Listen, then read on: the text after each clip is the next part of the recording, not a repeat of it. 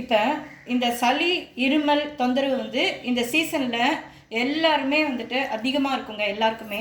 அப்போ அதனால் பாதிக்கப்பட்டவங்க மருந்தை சாப்பிட்ணும், அந்த மருந்தை சாப்பிடணும், இந்த மருந்தை சாப்பிட்ணுன்னு நினைப்பாங்க. ஆனால் எதுலேயுமே அது வந்து சரியாக வராதுங்க.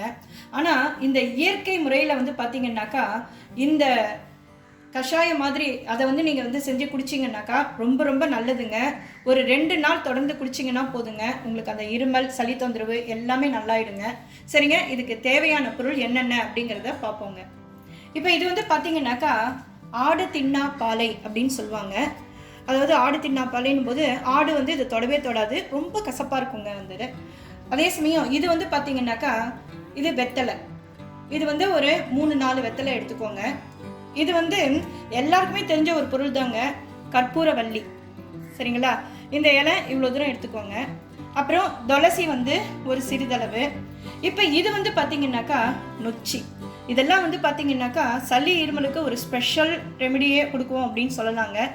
இதுதாங்க நம்ம வந்துட்டு இதுக்கு தேவையான பொருட்கள். இப்போ இதில் வந்து கொஞ்சம் கசப்பு இருக்கிறதுனால அந்த கசப்பை போக்குறதுக்கு ஒரு சிறிதளவு உப்பு மட்டும் சேர்த்துக்கணுங்க. இப்போ இந்த அளவுக்கு கல்லுப்பு எடுத்து இதில் போட்டு கொஞ்சம் தண்ணி ஊற்றி நல்லா அரைச்சிடுங்க.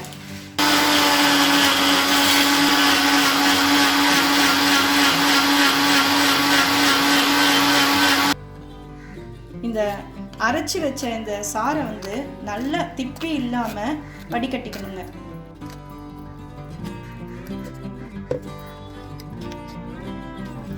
இப்போ இந்த சாறு வந்து பார்த்தீங்கன்னாக்கா ரெடி ஆயிடுச்சுங்க. இது கொஞ்சம் நல்லாவே திக்காகவே இருக்குங்க. இதை நீங்கள் வந்து டைலூட் பண்ணி குடிச்சிக்கலாம். ஆனால் குழந்தைங்களுக்குலாம் வந்துட்டு 10 வயசுக்கு கீழே இருக்கிற குழந்தைங்களுக்கு கொடுக்குறதா இருந்தாக்கா கொஞ்சம் நல்லா டைலூட் பண்ணி அரை பாலாடை மட்டும் வந்து கொடுங்க. ஏன்னா குழந்தைங்களுக்கு வந்து எந்தளவுக்கு ஒத்துக்கும் அப்படிங்கிறது தெரியாது. அதனால் இது வந்து பார்த்திங்கன்னா பெரியவங்க எல்லாருமே வந்து பார்த்திங்கனாக்கா டைலூட் பண்ணி 1க்கு 2 பங்கு தண்ணி ஊற்றி ஒரு அரை டம்ளர் வந்துட்டு நீங்கள் வந்து குடிச்சிக்கலாங்க. அப்போ வந்து பார்த்திங்கன்னா சளி இருமல் எல்லாமே வந்து பார்த்திங்கனாக்கா அப்படியே நல்லா சரியாயிடுங்க. இப்போ இந்த வீடியோ உங்களுக்கு பிடிச்சிருந்ததுனாக்கா லைக் பண்ணுங்கள், ஷேர் பண்ணுங்கள், சப்ஸ்கிரைப் பண்ணுங்கள். நன்றி, வணக்கம்.